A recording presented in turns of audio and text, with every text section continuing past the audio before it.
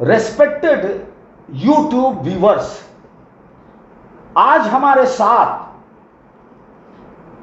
उत्तर प्रदेश और न केवल उत्तर प्रदेश बल्कि देश के जाने माने होम्योपैथ न्यूरो के एक्सपर्ट डॉक्टर आर.एस. पटेल जी हमारे साथ हैं।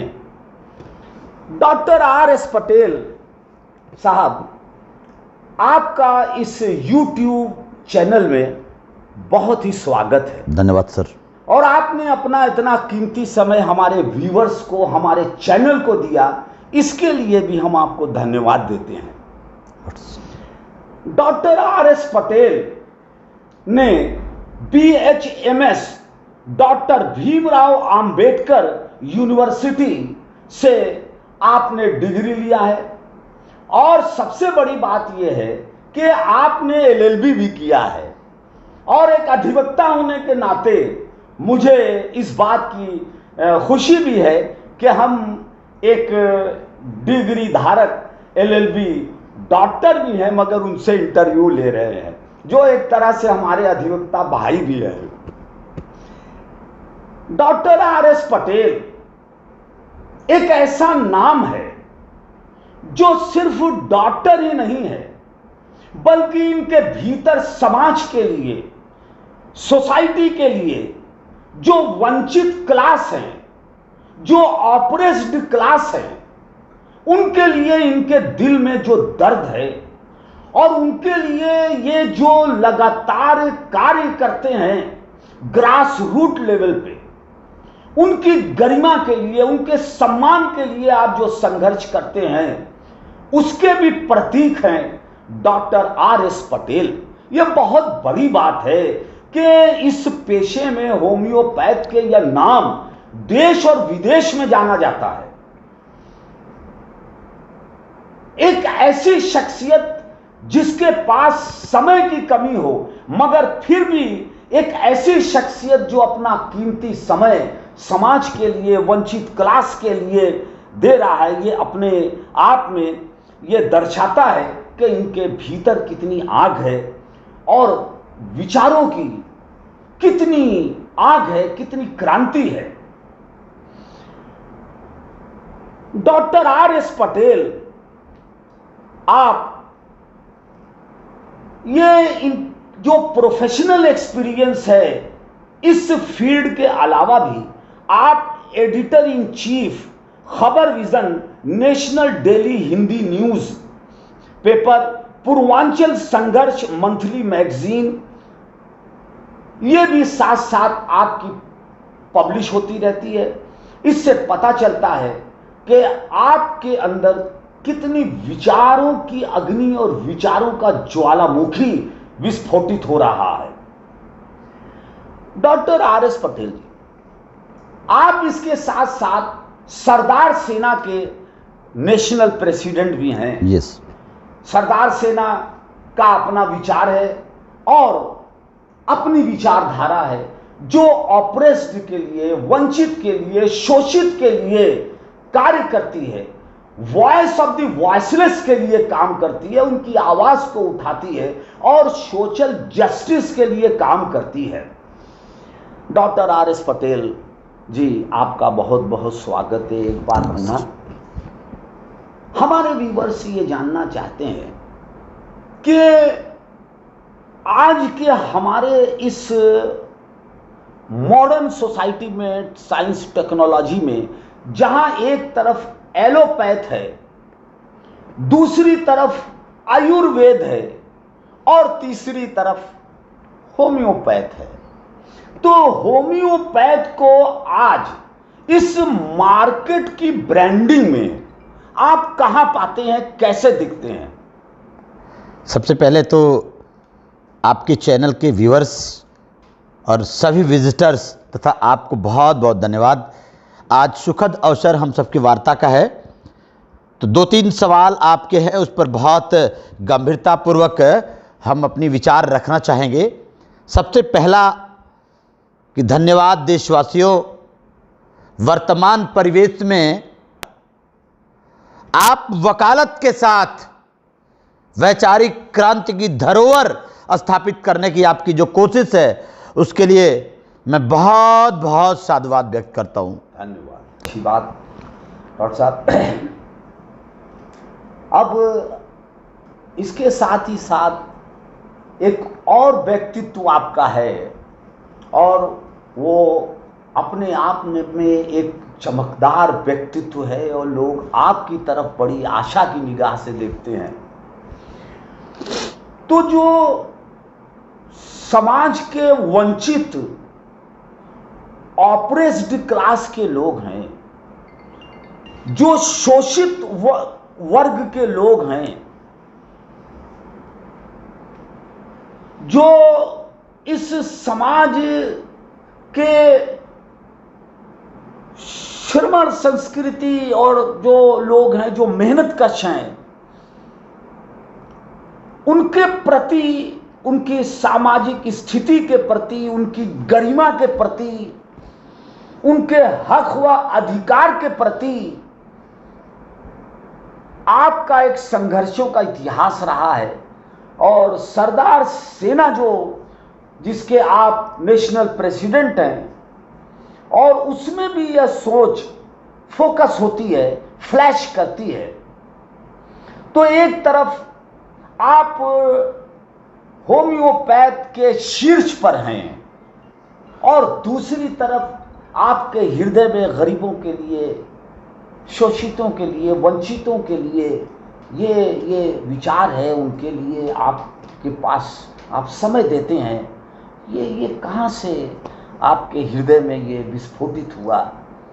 कैसे आप इस तरफ बढ़े? धन्यवाद सर। इसके पीछे एक कहानी है जिसको चंद मिनटों में, चंद सेकंडों में आपके सामने बयां करना जरूरी लगता है।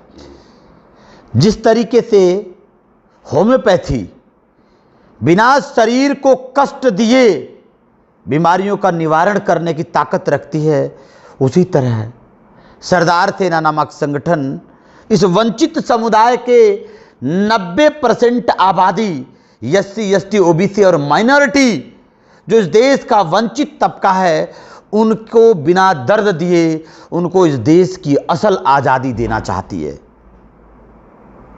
उनको इस देश की असल आज़ादी का एहसास कराना चाहती है।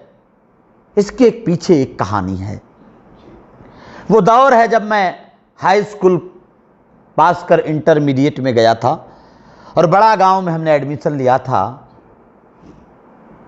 महाजाति दंश हमें मिला। मुझे जाति का एहसास तब हुआ जब मैं हाई स्कूल क्रॉस करके इंटरमीडिएट में गया, और जाति संबोधन से मुझे मारा गया, जाति संबोधन करके ताना दिया गया, जाति संबोधन करके तथाकथित वो वर्ग, वहां से मेरे अंदर पीड़ा पैदा हुई। इंटरमीडिएट की वो कहानी आज तक मुझे चुभती है। मैं 11th क्लास में एडमिशन लिया। एडमिशन के बाद कमरे के एक कोने में मैं बुक्स खोल के पढ़ रहा था।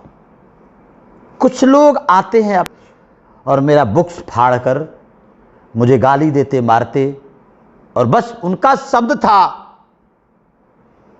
कि तुम पढ़ने आए हो, कौन से जात के हो? तो हमने कहा हम जात के तो नहीं, हम पटेल हैं। तो कहा कुर्मी हो? कुर्मी कब से पढ़ने लिखने लग गया इतना? और ये बात कहते कहते उन्होंने 3-4 थप्पड़ लगाया। उसके बाद मेरे अंदर एक गुस्सा आया, छीना झपटी हुई। लेकिन उसके बाद मुझे पता लगा, धीरे धीरे उन 2 सालों में अंदर ही अंदर दर्द रहा।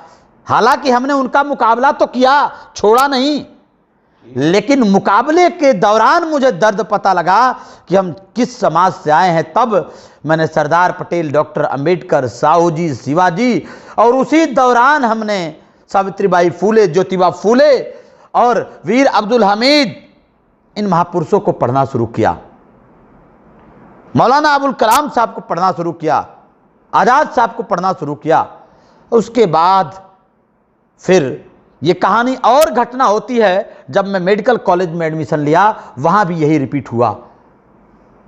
आने के बाद जब हम डॉक्टर बने, उसके बाद अपनी व्यवस्था को आगे बढ़ाते हुए हमने सोशल वर्क शुरू किया।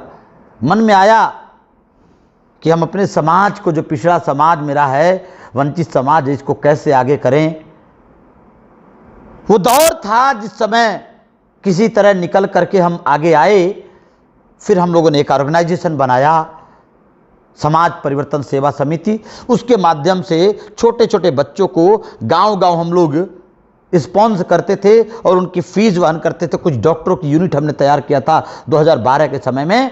और उसके बाद 11-12 के बाद हमने गांव-गांव में बच्चों को पढ़ाने के लिए स्पॉन्सर करना शुरू किया। गांव-गांव चिकित्सा कैंप लगवाना शुरू किया डॉक्टरों की यूनिट तैयार करके।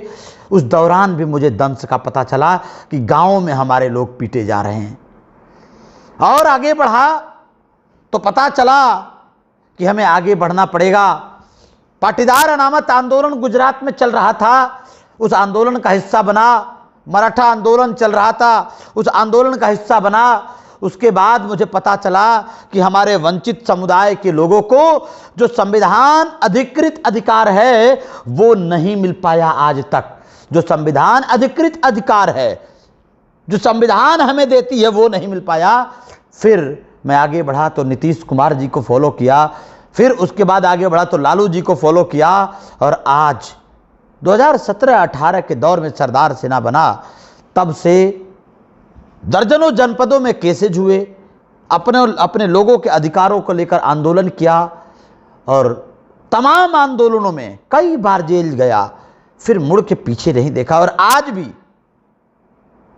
आप जैसे बड़े भाई हैं, जहां ये पता चलता है कि पिछड़े समाज के साथ यह अत्याचार हुआ है, तो पूर्वांचल, बुंदेलखंड और 7-8 राज्यों में जहां तक कोशिश होती है कि हमारी यूनिट पहुंच जाए, हम लोग पहुंचकर कम से कम संविधानवादी न्याय या समाज अगर प्रतिकार करने की स्थिति रखता है तो हम जमकर प्रतिकार रखने की भी स्थिति रखते हैं।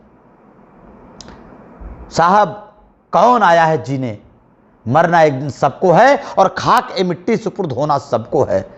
हम शिवाजी के औलाद हैं, हम सरदार पटेल साहू के औलाद हैं, हम वैचारिक रूप से डॉक्टर अंबेडकर और ज्योतिबा फूले, सावित्रीबाई फूले, रामस्वरूप वर्मा, पेरियार ललई यादव, पेरियार रामासामी नायकर के औलाद हैं, वैचारिक औलाद। इसलिए हमें अपने महापुरुषों का विरासत याद है। हमारे महापुरुषों ने तब भी लड़ा, और हमारे महापुरुषों ने उस लड़ाई के विरासत को जो हमें दिया है, हम उसको बचाने के लिए निकले हैं। साहब, बहुत अच्छी बात है। बाबा साहब डॉक्टर भीमराव अंबेडकर ने इतनी एजुकेशन ली, इतनी डिग्रियां ली, और उसके बाद भी उनके साथ इतना अन्याय हुआ, और उनको जल्दी किराए का मकान नहीं मिलता था, और किस तरह से उनके सम्मान के साथ खेला गया। तो एजुकेशन मिलने के बाद भी, हायर एजुकेशन लेने के बाद भी हमारे समाज में इनइक्वालिटी है, असमानता है, और गरिमा के साथ जीने का जो अधिकार है वो अभी इसे प्राप्त करना होगा, इसके लिए संघर्ष करना होगा। डॉक्टर साहब, बहुत अच्छा लगा आपके साथ, और बहुत ही विचार में आपने जो बातें कही हैं ये हमारे हृदय को भी छू गई। धन्यवाद सर। और फिर मुलाकात हमारी आपकी होगी। और हमारे साथ बनारस के वरिष्ठ अधिवक्ता जाने माने मनोज कुमार यादव जी हैं। और मनोज कुमार यादव जी, आप एक बनारस की शख्सियत है और कानून के जानकार हैं, और साथ ही साथ आपके अंदर भी एक समाज के लिए सोच है। समाज के अंदर जो वंचित लोग हैं, ऑप्रेस्ड लोग हैं, जो सताए हुए लोग हैं, वह लोग कानूनी परामर्श के लिए, अपने अधिकार के लिए मनोज कुमार यादव एडवोकेट की तरफ आशा भरी निगाह से देखते हैं, और इनके भीतर उनको अदालत के अंदर न्याय दिलाने का जो कमिटमेंट है ये बहुत बड़ी बात है। मनोज कुमार यादव जी, आपका भी इस YouTube चैनल में बहुत बहुत स्वागत है। धन्यवाद। हमारे विधिक सलाहकार भी हैं, हमारे अपने हर मामले पर, हर मुद्दे पर बहुत बेहतरीन सलाहकार भी हैं। बिल्कुल बिल्कुल, बड़ा कमिटमेंट आपके अंदर पेशे के प्रति है, वकालत के प्रति है, समाज के प्रति है, और उसके साथ ही पूरी साथ तरह समाज के प्रति है। ये बहुत अच्छी बात है। Thank you very much, thank you very much.